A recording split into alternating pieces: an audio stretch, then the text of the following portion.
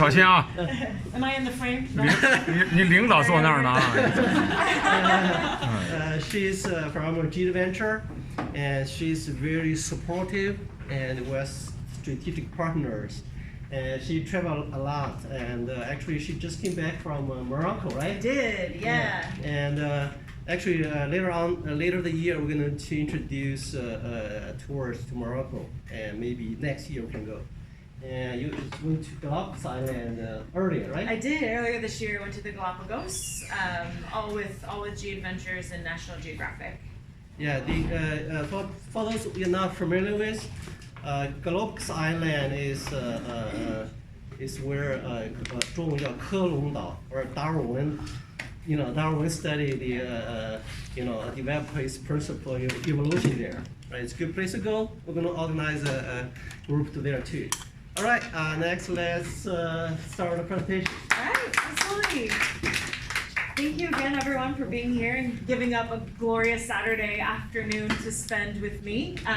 It finally feels like summer, and we're going to talk about the Arctic. So that'll be cast your mind back to colder weather, and it will be spot on.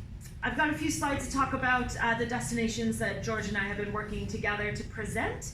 But if you have questions about Morocco or anywhere else that G-Adventures and National Geographic travel to, I'm happy to detour and chat about any destinations you're curious about. Plenty more brochures where these come from. If there's any more information you'd like to take home with you, feel free. Don't hesitate to ask. I promise I don't have separation anxiety. My slides are all controlled on my phone. As I said, my name's Kelsey, and I represent G-Adventures. I was actually a traveler with G-Adventures long before I was ever on their payroll. I went to Costa Rica about 7 years ago. I was traveling alone, and I had no idea how to navigate getting around Central America whatsoever. Found G-Adventures, and I liked the idea that it was a small group traveling. All of our trips, our standard land trips, are 16 people or less. So you're traveling with a close-knit group of people, and your guide is local as well. So going to Costa Rica, I had a guide from the country who had so much knowledge and passion to share. He was a trained naturalist, was a walking textbook of knowledge about the wildlife and landscapes of Costa Rica. So that's kind of when the travel bug bit, I'd say. And I've been on, I think, 7 G-Adventures trips now, altogether 44 countries and 6 continents. Just got Antarctica left, so I might be on the boat with you. Who knows? We'll see. All right. So G-Adventures has been around for about 30 years. And we are the world's largest small group adventure travel company. And very small groups, like I said, 16 travelers. Oops, skipped ahead there. Hello. And the reason I bring this up is we are really driven to ensure that all of our trips are culturally immersive and that you're able to really have an authentic cultural experience in the places we go. And we feel that having a small group is the best way to do that. We don't want you experiencing the whole country from behind a bus window. This is also really important because we operate not only as a tour operator, but as a nonprofit foundation as well. We have an organization called Planetara. You can read about it in our brochures. It always gets a mention. We founded that in 2003, and that gives us ability to kind of source out nonprofits and business opportunities to ensure the local communities that we visit in more rural areas, when you get off the beaten path, that they're benefiting from tourism as well. So when you do go on a trip with us, you can really see where your travel dollars are going. You're able to meet the people that are operating these trips on the ground, and sourcing out these incredible experiences like the restaurants we visit, the hotels where we stay, some of the walking tours and excursions that you get to take part in. So we're one part tour operator, one part nonprofit, and very driven to ensure all of our trips are sustainable with socially conscious tourism in mind. There are tons of tour operators out there, many different ways to explore the world, but these are some of the unique things about G that I want to make sure you guys are aware of going in. So I've got a little video to talk about G-Adventures and where we are now. We've grown from our founder, who maxed out 2 credit cards to start the company. No one would give him a loan. So we maxed out 2 credit cards. sent a group to Ecuador, and from then we've grown to trips to over 100 countries and all 7 continents. So I've got a little video about G and another one about our founder. His name is Bruce Kuhn-Tipp. He's an author as well, so if you're interested in him, there's some reading materials available as well. So I'm gonna double check the Bluetooth, make sure technology cooperates, and we'll be good to go.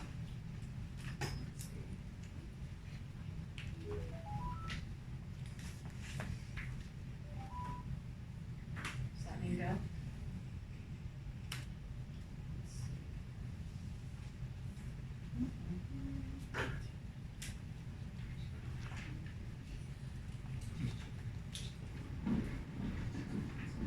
This is a traveler. This is you. You're a goer, a doer, an explorer, an adventurer. Marco Polo with a backpack and a smartphone. You've got places to go, people to meet, huge mountains to climb, and thousands of years of history to catch up on. Your world is anywhere and everywhere. In the back of a jeep, in the wildest of kingdoms, in the darkest of jungles, and the brightest of smiles. You're writer, director, and title character in the adventure movie of your life. You want stunning locations, pyrotechnics, white-knuckle stunts, a cast of thousands. This is your story, so get out there and start telling it.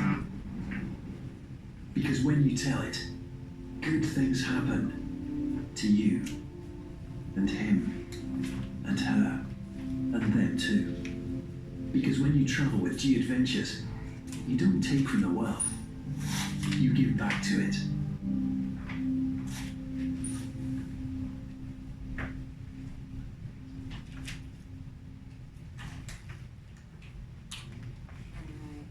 So this idea of giving back to the world is a driving force for G-Adventures. We do put ourselves out there as being in the business of changing people's lives, which is a pretty bold statement.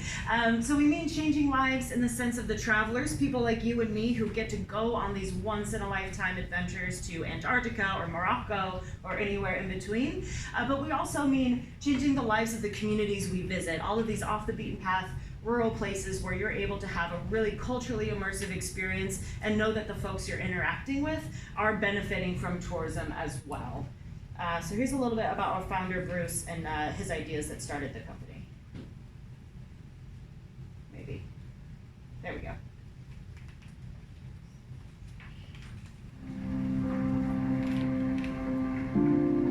What if I told you that you could change lives for a living? Would you believe me? Would you believe me if I said that you could start out delivering the news and end up making it yourself? That a kid who got fired by McDonald's could one day speak to the world and have it listen? Or that a business founded with a couple of credit cards could end up taking millions of people around the world? If I told you that fun could be a business and that a business could be fun, that freedom is a practical business model, and that happiness is a renewable resource, would you believe me then? Would you believe me if I said that you could start changing the future right this minute? Okay, panelist number 3 caught the travel bug back in 1990 while backpacking in Asia. New York Times bestseller. It was number 4 in the New York Times. And this is all about how one company changed the world by reinventing business. So what he's going to do right now is tell us about his adventures in building a world brand and sharing some of those lessons that he's learned along the way. Ladies and gentlemen, please welcome. We're going to talk today about business models, sustainability, and my experiences with those things. People always want to know what's the big deal about him as a travel company, but it's how our business has changed and how our model has changed that people are most interested in. Businesses have to work by quarters or yearly results, and they don't have the patience to foster something like purpose within their organization because it really has to transcend what you do, and it has to be an intricate part of why you do what you do. You have to have people that are willing and wanting and motivated to deliver on a brand promise that exceeds expectation. The only brands that will matter in the future are brands that make people's lives better. But collectively, a group are driven by purpose, they're capable of extraordinary things. So if you want to love a brand today, it's a two-way conversation. There's two companies with equal products. The more social company will always win. It's about creating a movement, about creating revolutions, so people will be together collectively, and all of that is built around creating purpose in people's lives.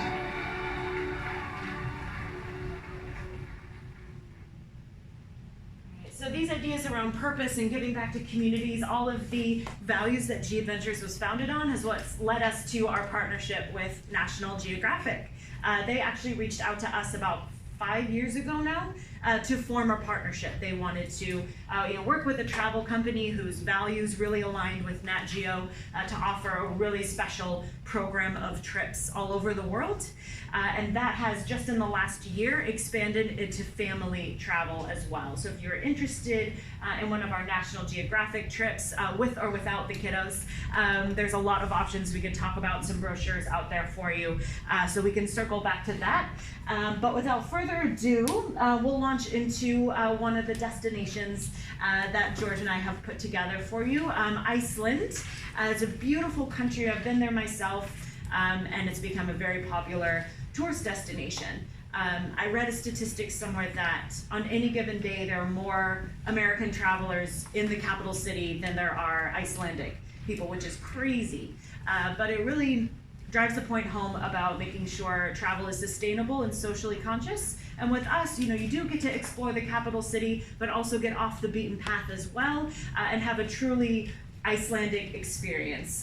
We want to ensure that you do have that cultural immersion when you travel. If you're going to fly all that way, you want to really come home with a good sense of what that country and culture and food is all about. So that's what we're about, and we'll take a quick look at Iceland. There are things in this country you will not see anywhere else on this world. That's what we want as travelers. They don't call it the land of fire and ice for no reason. It really, really was out of this world. I think I discovered a different side of me that I didn't think that I had. I won't hesitate to do things that I've never thought that I could ever do before, because now I know that I can. The culture here is something you can't read in a book, but it's something you have to experience.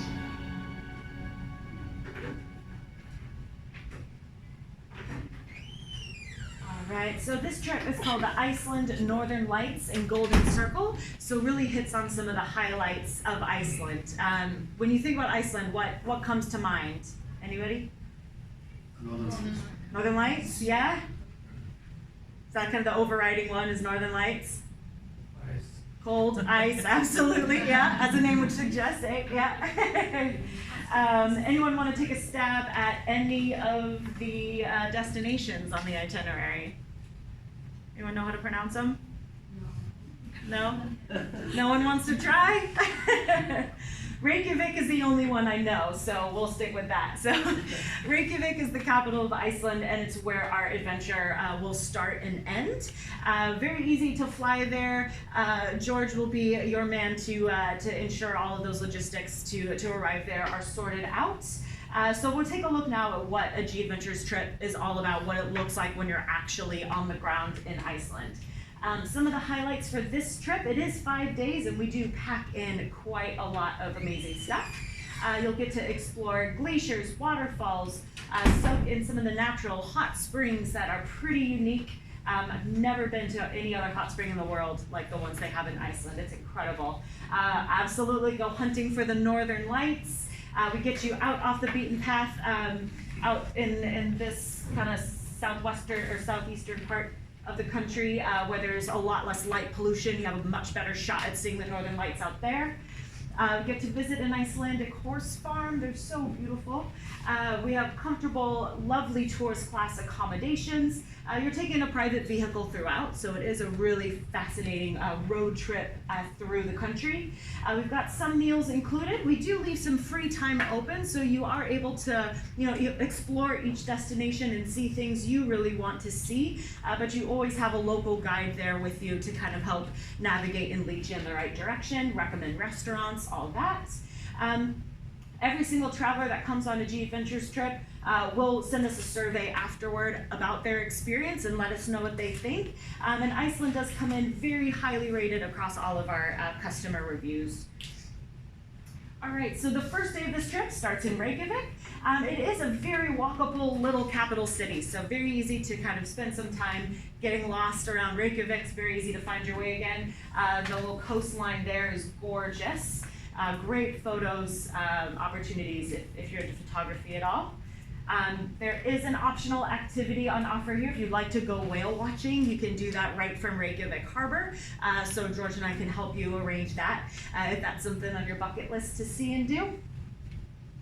And then the Blue Lagoon as well, a very iconic place in Iceland. It's located about halfway between the airport and Reykjavik city center. So if you're ready right off the plane to jump in and have a soak, we can organize that for you too.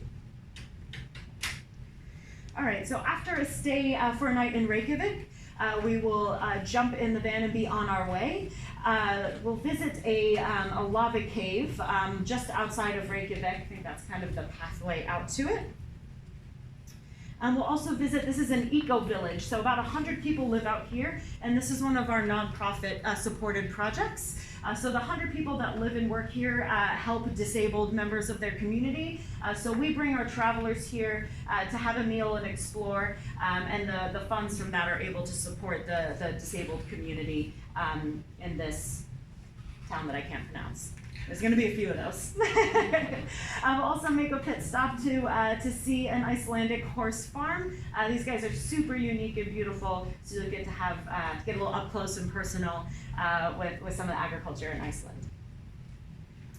And then obviously that night, once we lose daylight, we'll be on the hunt for the Northern Lights. We stay at a beautiful Icelandic guest house, and then your guide will be able to kind of help steer everyone in the right direction and make sure we have the best shot at seeing the Northern Lights. Next day, we're off again to the national park. I think it's Thingvellir, I think. We'll find out. You all can report back after the trip and let me know. But no, there's really incredible geothermal activity in this part of Iceland. So we get to see the geyser, which I've seen myself, and it's absolutely stunning. Way bigger than I gave it credit for when I went. And then we make a pit stop at the Goldfoss waterfall as well, which is absolutely beautiful. Photos don't do it justice, but it's a stunning place to stop. And we'll also be able to take you off the beaten path a little bit to a hot spring that a lot of tourists don't get the chance to visit. So we take a little walk out off the beaten path here, and you can see everyone enjoying a nice soak in the hot spring. All right, and then again on the evening of night 3, we're going to be back at it to find those Northern Lights. So we're still staying outside of Reykjavik tonight, and we'll be out on the hunt for the Northern Lights. All right. Day 4, there is an opportunity to hike on a glacier, which is a pretty unique experience that I highly recommend. If you think you're into doing that, you know, you've got the support of a whole team with you. They've got a lot of the gear that you need, like the boots and all of that. So they'll kit you out, and we'll go on a glacier hike. Pretty otherworldly scenery out there. All right. We'll stop by another waterfall as well. I can't tell you how many photos I've seen of this waterfall. It's absolutely beautiful looking. So we'll be able to spend some time there, get some amazing photos, and kind of check out the scenery before heading back to Reykjavik. This makes me want to go back. All right. So that's day 4. We'll make our way back to Reykjavik. So you'll have another night in the capital city to enjoy and explore. Usually your guide will take you out to his or her favorite restaurant in Reykjavik, and everyone will have their last night meal all together and then enjoy the last night in Iceland. And then here's a couple examples of the accommodations that we use for Iceland. We make sure they're centrally located, so you're able to drop your stuff and go explore as soon as you're there. Clean, comfortable, great amenities, but locally owned and operated is really our priority. We want to ensure that your travel dollars are actually going straight to the local community. So that's a huge priority for us as well. So that's Iceland. We'll shift gears and look at Antarctica now. Does anyone have questions about Iceland before we jump into the Arctic? Kelsey, let me add one point. Absolutely, yeah, jump in. Actually, we best time to go there is in the winter. So we actually planning a trip January 18th weekend. It's a long weekend. January 18th is Saturday, 18th, 19th, and 20th is a holiday. So actually, this trip you only need to take off 2 days from work. So in January, middle of January. Question. I heard it switch off on me. Yeah. So, you have like 2 nights to go out for the Northern Light watch. How possibility you'll be able to? Because I think it's like sometime lucky. It's I mean, to see them, right? Yeah. It is weather depending. Yep. And you do have the staff. The guest house staff are really well versed, and they keep an eye out all night long for it. And then you've got your G-Adventures guide with you as well to help. But yeah, everything is weather dependent. It's part of the adventure. Yeah. So like George, right? Yeah. He said like this is the best time usually. Absolutely. To be able to see. Yeah. So there's that far north, there isn't a lot of daylight in the winter months. So there's a long dark night. So that gives you, kind of maximizes your opportunities to see the Northern Lights when it's that dark for so long. Yeah. Thank you. Yeah. Okay. I think the Bluetooth is cooperating now. All right.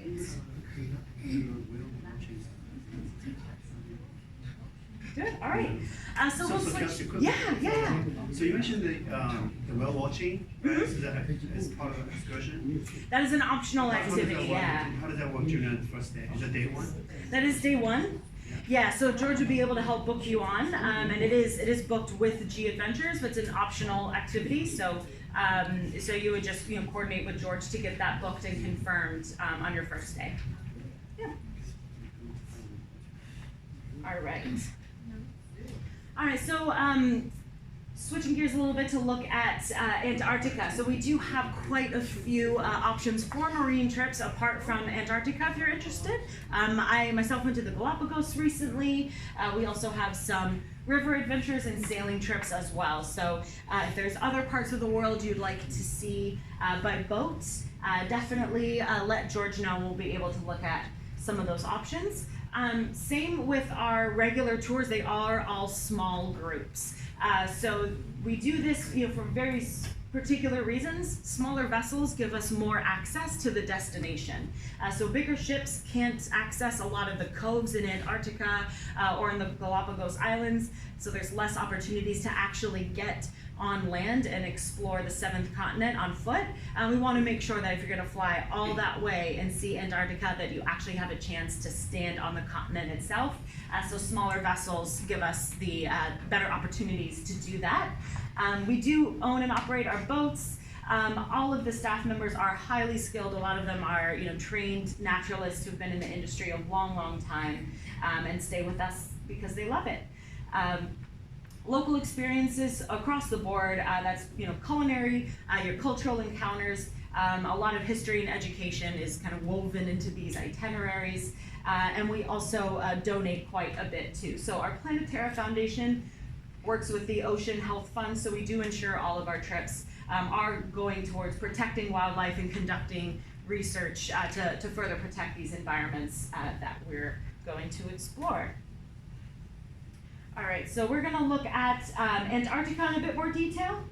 We also have, on the off season, our same ship that we're going to talk about now goes up north and offers Norway, cruises up along the fjords there, and then in the northern Arctic as well. And then other ships in our fleet will do the Galapagos, Amazon, Caribbean, Mediterranean, all those other amazing places. But to focus in on the polar expeditions, these tours are very carefully designed, like I said, with smaller vessels, so we get to these out-of-the-way places and really give you some meaningful connections with the culture and the people that you can't get on a larger vessel. So here is a little taste of the G-Expedition. Magnificent rock, unbelievable skies, fantastic light. All mirrored against the most pristine ocean you could ever possibly imagine.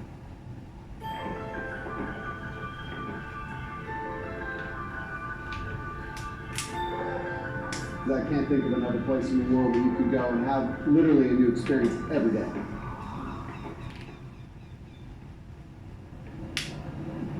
Just imagine that you are sitting in a small boat. The water is not rough, it's just gently rolling, and in front of you, you can see the water glistening in the sun, and the most beautiful iceberg in front of you. And the whiteness of that iceberg, but yet the arches go from a light blue to a deeper, deeper blue, and it's just so beautiful. You can't imagine man being able to make anything that beautiful.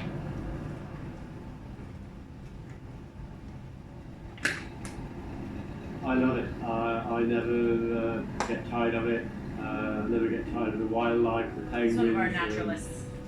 Seals, everything, the scenery, and you know, I try to pass on to our guests my knowledge, and you know, everybody's still learning.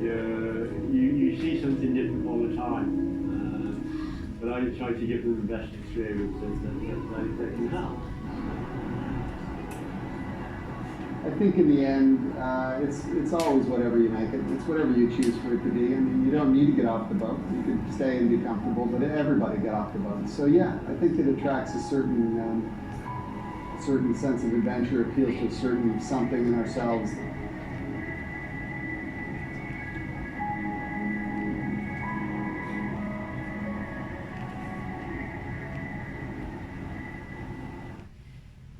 All right, we'll take a closer look at the G-Expedition. This is our ship here. It's 134 passengers. So in the grand scheme of expedition cruises, she is quite small and intimate. The smaller boats that you saw in the video are the Zodiacs. So those are what you get onto to just shuttle from the expedition ship on land to Antarctica. So those just kind of get you back and forth onto land. Obviously, great opportunities to see polar bears in the northern Arctic and penguins in both regions. And then we've got another video about the amenities on board the ship. The ship was a surprise. It was smaller than I imagined. Incredibly comfortable. You know, truly a home away from home. It met and exceeded every expectation I would have had in immeasurable ways.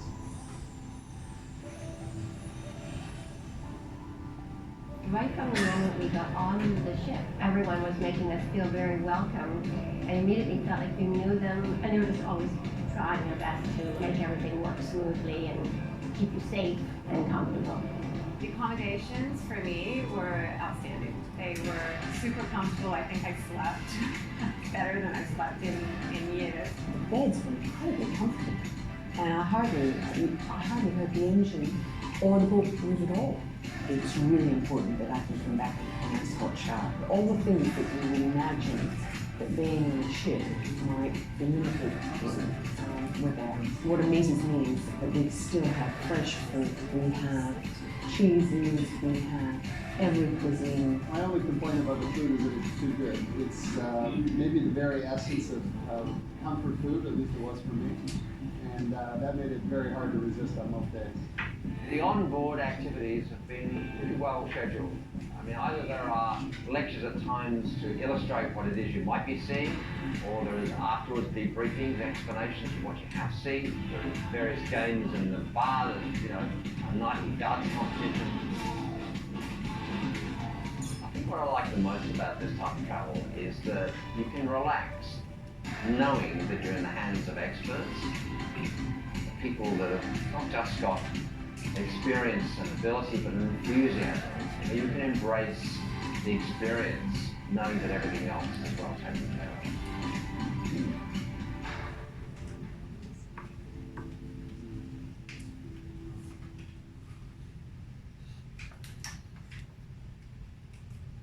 She's gorgeous.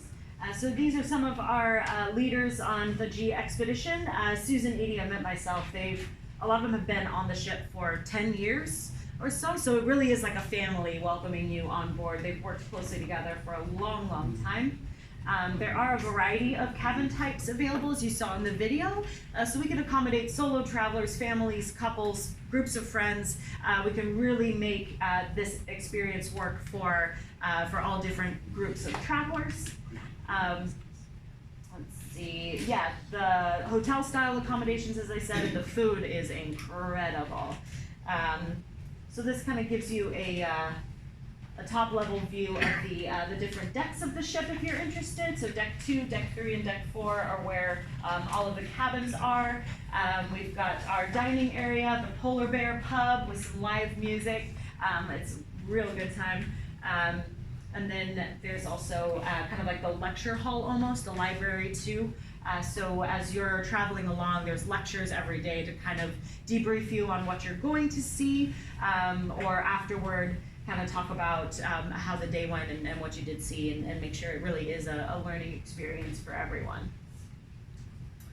All right, so just to give an example of what these trips are like day to day, this is one of our most popular options. It's an 11-day Antarctica trip. Now it starts and ends in another tricky to pronounce city. This is Ushuaia. Ushuaia is the southern tip of Argentina, and that's where our adventure will begin. So you will meet the G-Adventures crew in Ushuaia and get a night there to kind of shake off the jet lag a little bit and get ready to jump on the ship the next day.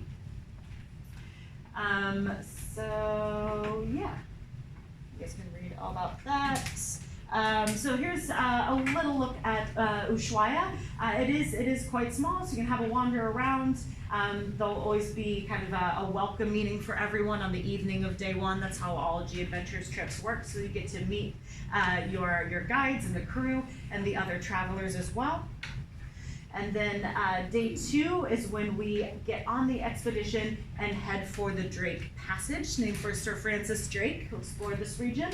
Now it does take a while to get from Ushuaia down to the Antarctic Peninsula. So you've got days 3 and 4, you're on board the ship, but you will absolutely not be bored.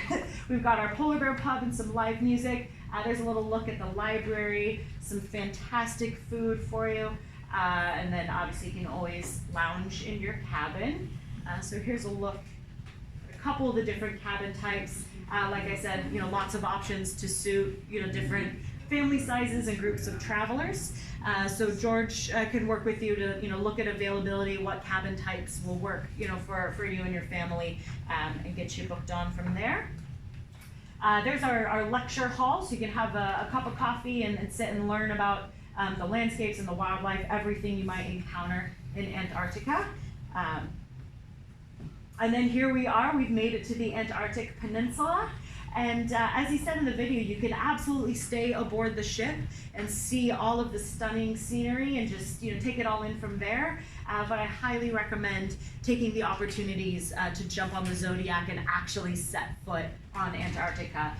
We shoot for 2 Zodiacs per day, so at least 2 opportunities a day to get aboard Antarctica. Obviously weather permitting, but you're in the hands of experts, so they'll make sure to optimize every opportunity to actually get out on Antarctica.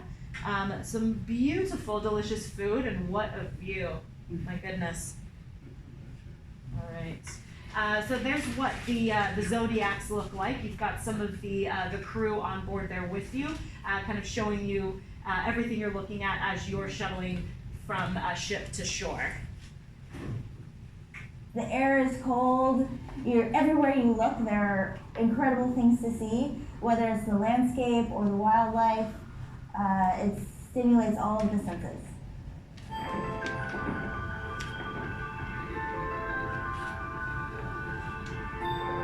I can't think of another place in the world where you can go and have literally a new experience every day.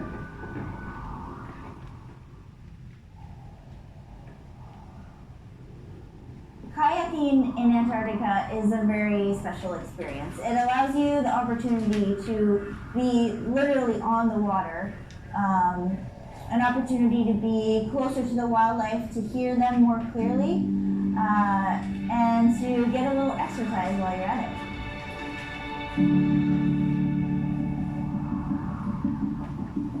Well, the kayak in Antarctica is it's a total different experience from kayaking where we're from, where we usually have the rivers quiet flow and you're able to go at your own pace and whatnot. Kayaking here is a great experience because of the ice primarily. Of course, the scenery is there too. A couple ahead of us got through a small opening, and as we went to go through the opening, the ice closed in. So it gave me recollections of Shackleton and the early explorers when the ice closed in on them. There was nothing they could do about it. We battled our way through, of course, but just barely.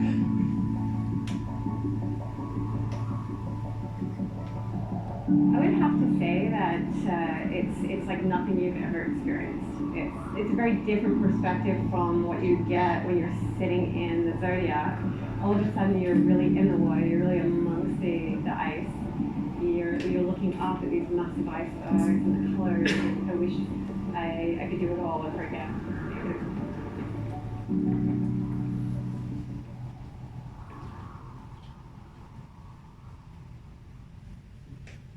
So some of the highlights when you're actually down in the Antarctic Peninsula. We've got about 3 days there on this itinerary. There are longer trips as well, so you can see more parts of the Antarctic Peninsula, more of Georgia, some of the islands between Ushuaia and Antarctica. So there are a lot of options that we could look at for you as well.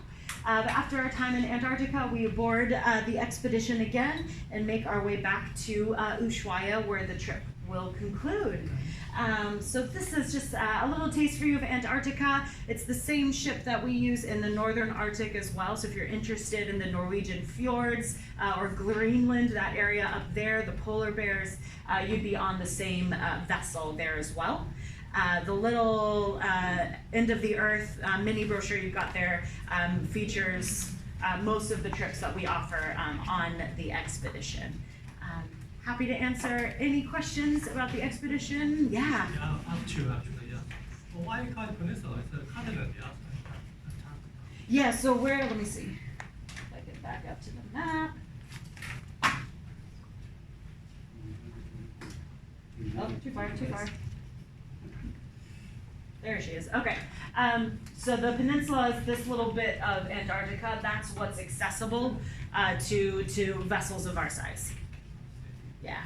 So do we get a chance to sleep on the peninsula at the camp? Weather permitting, yes. Yes. So there are opportunities to actually take camping gear and spend the night on Antarctica. Mm-hmm. Yeah. I saw them all wearing same kind of jacket. Is that provided by the tour company? That is provided by G. And the yeah. shoes. And the shoes, right? The shoes they just have on board for you to borrow for the Zodiac and the excursions. But yeah, the jacket's yours to keep. Another added benefit, yeah. Yes, this kind of jacket is a heavy jacket. It's a heavy duty parka. Yes. Yeah. I heard there are two ways to go there. One is go by vessel and the other is go by airplanes. So I didn't hear the option of fly over. So just wonder, I mean, if you know the advantage and disadvantage of these two options. So we only operate trips from Ushuaia, where you're taking the boat across the Drake Passage. I really do not know, the availability or how open the options are to fly to Antarctica directly. But it is a very educational experience doing it this way. You get to more opportunities to see wildlife, staying on the boat.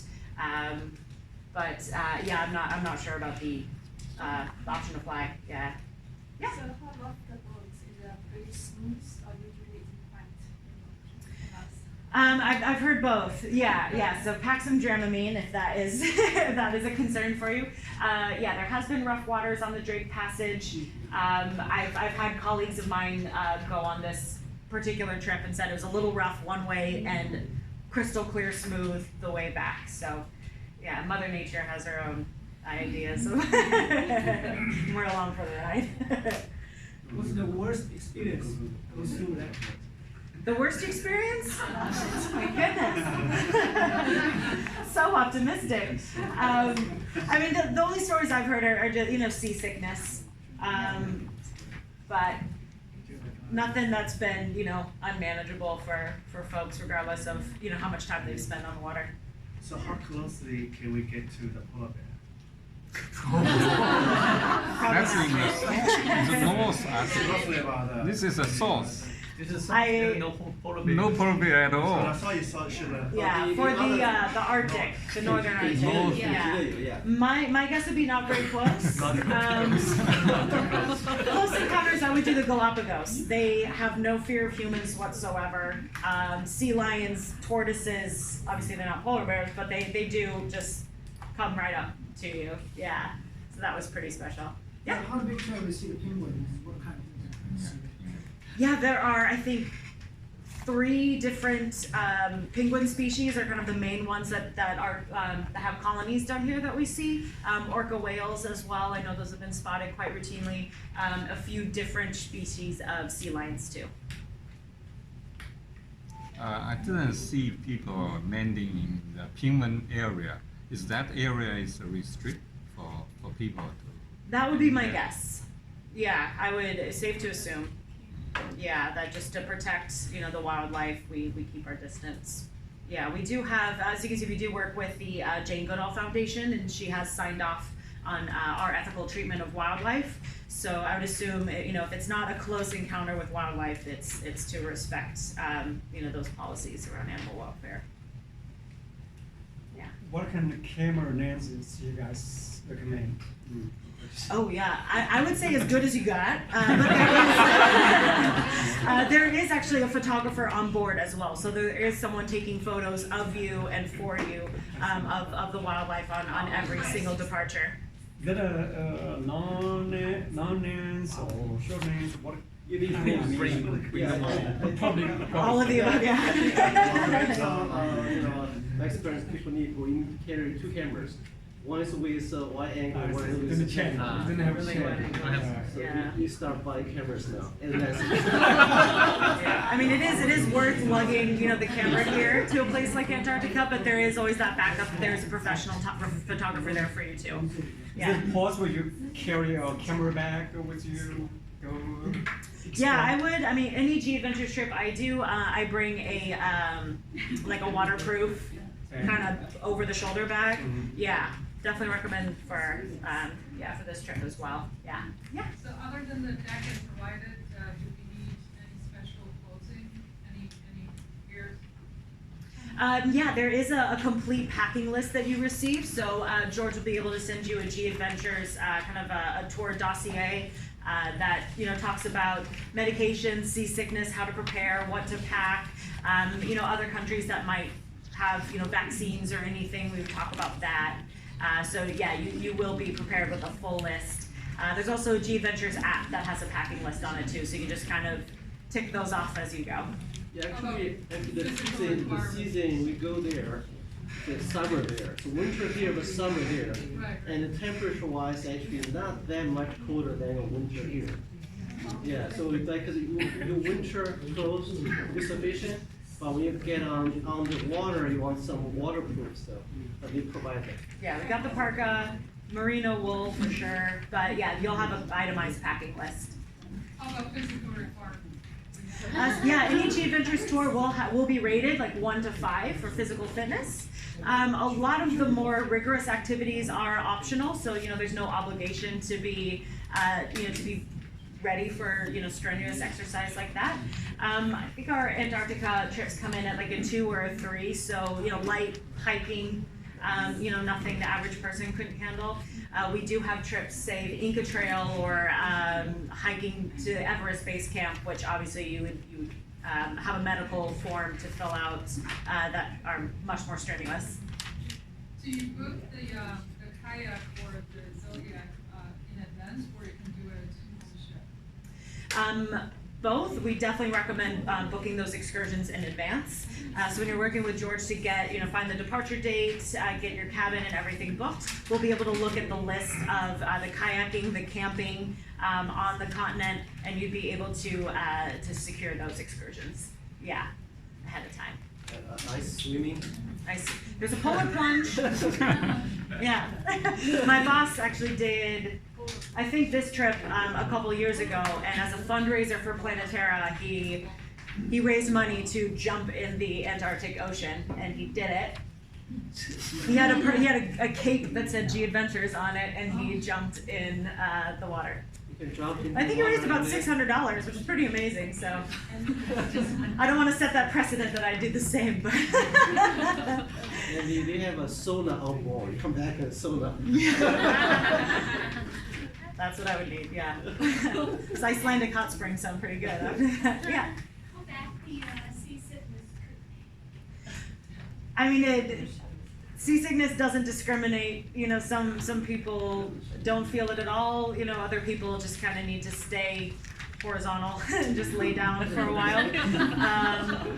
What usually helps is being out on the observation deck where you can see the horizon, and people kind of acclimate quicker that way. So yeah, it is really hard to say. I've gone on trips thinking I was going to get horribly seasick, and I felt nothing. So it varies person to person. How close those wildlife to you? If you can, how close they are? I think similar to the question about using the cameras.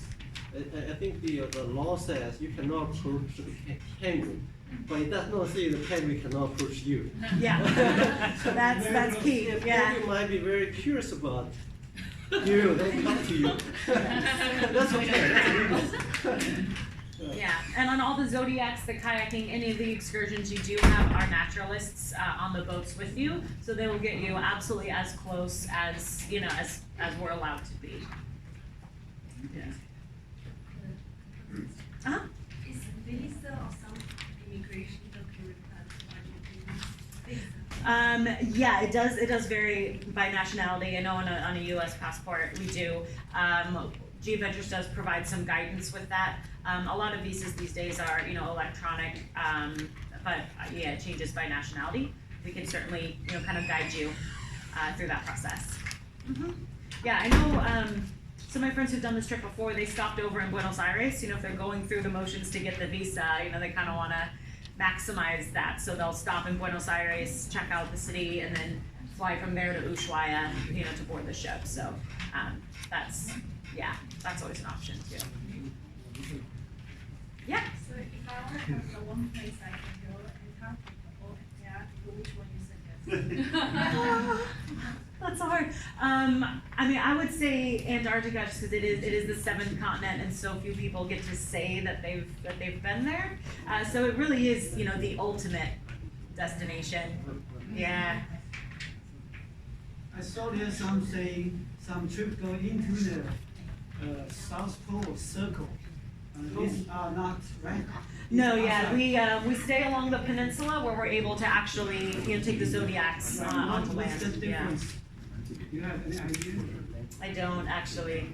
Yeah.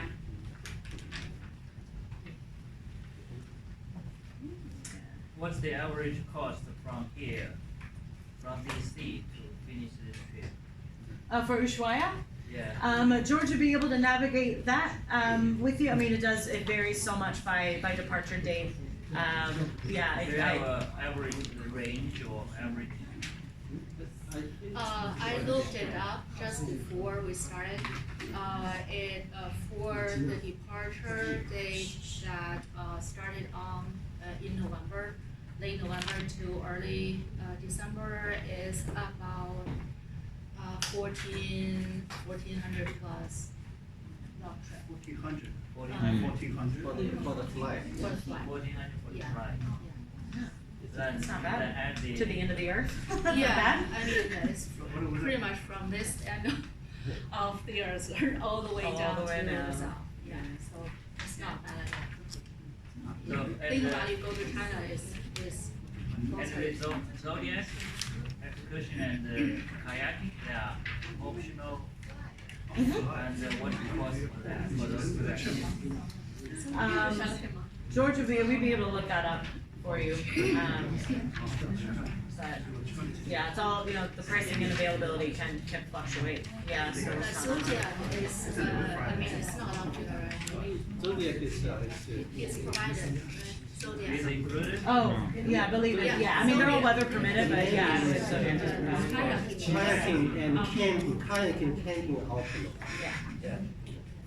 The Zodiac is included. How safe is the zodiac for the kayak? Is there a risk that you could flood into the water? Not what I've ever heard. Helicopter. You got free swimming. Free swimming. Like full traffic instead of kayaking? Sorry? You have a full traffic instead of kayaking? A little bit? Oh, like a bigger, as far as I know, just the Zodiacs, which is about 8 or so people in there. Yeah.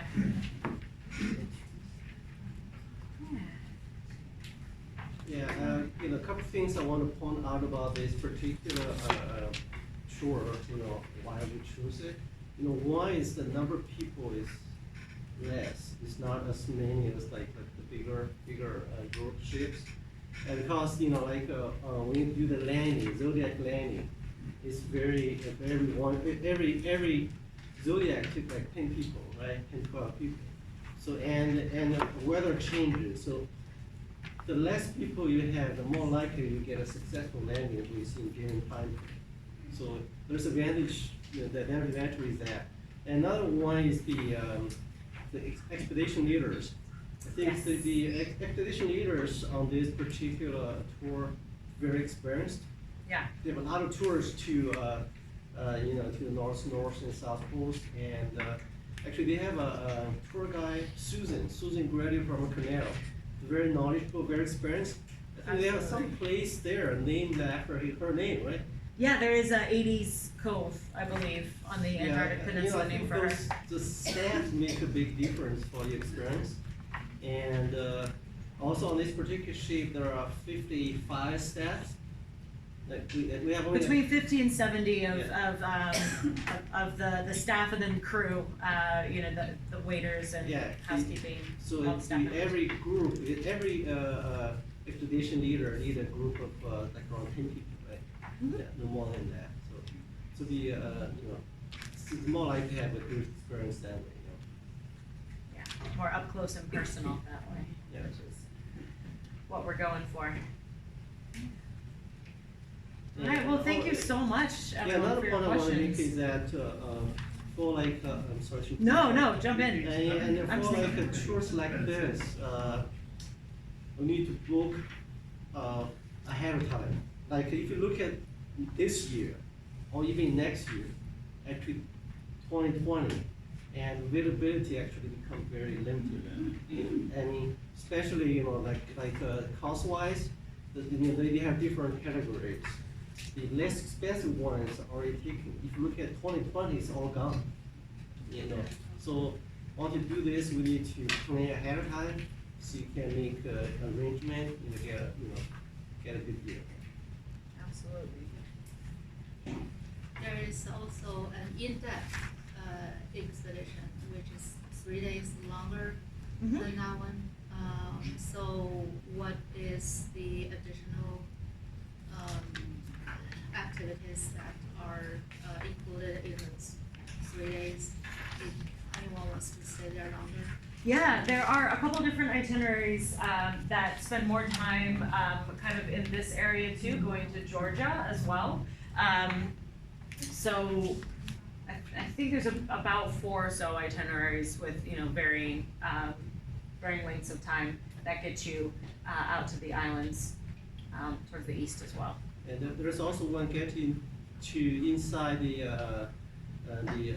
Arctic Circle, right? The North Arctic? It's the south. There's one particular tour getting further south. Yeah. Yes, I think so. Yeah. So the mini brochure will kind of have this layout with the itinerary highlights for each one. And then George can always email you like PDF versions of this information as well. You can certainly have all the trip notes and stuff up front even before booking. If you want that whole PDF to look at the packing list and all the nuts and bolts, we can send that your way too.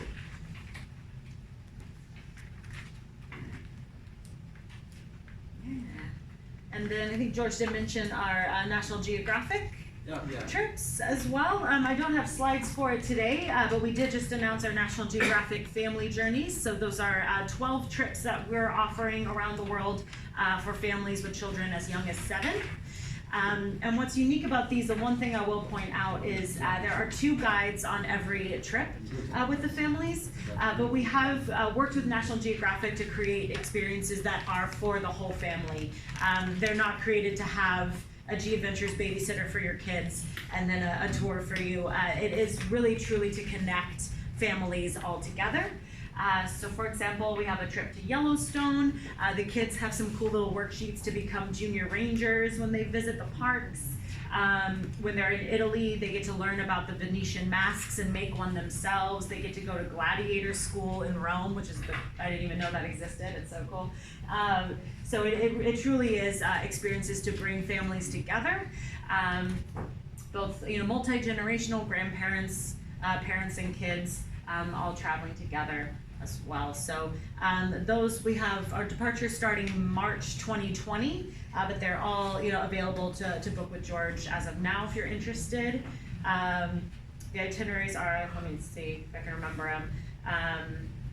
We have, there's Peru, France, Morocco, South Africa, Iceland is a family one, the Yellowstone, Alaska,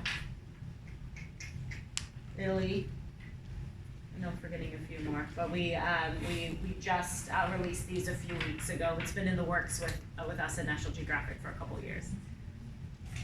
I'm very excited about those. Do you have any slide for the Arctic cruise? Let me see what I have. Not that I really prepared, but there's a lot on this presentation.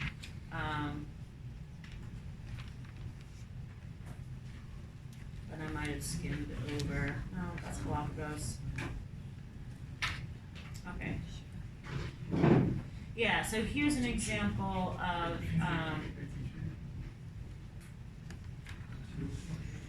probably our most popular of the polar expedition trips. This is a little over 2 weeks, 15-day from Reykjavik up to Longyearbyen.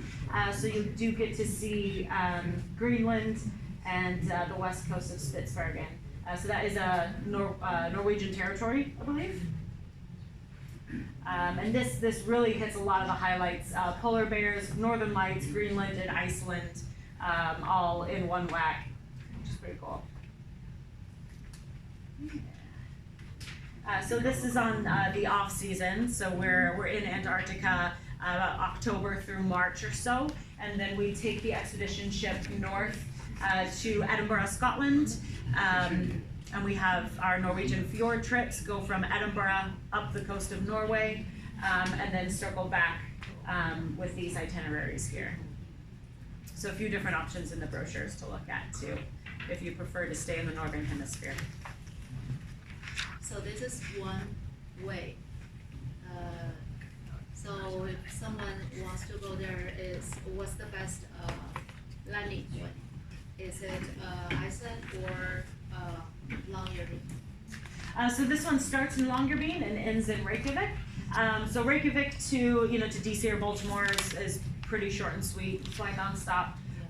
Longyearbyen typically it routes through Norway, I believe, so it'll probably be like DC to Oslo to Longyearbyen, or probably some other Scandinavian hubs too, maybe Copenhagen would be an option. Yeah.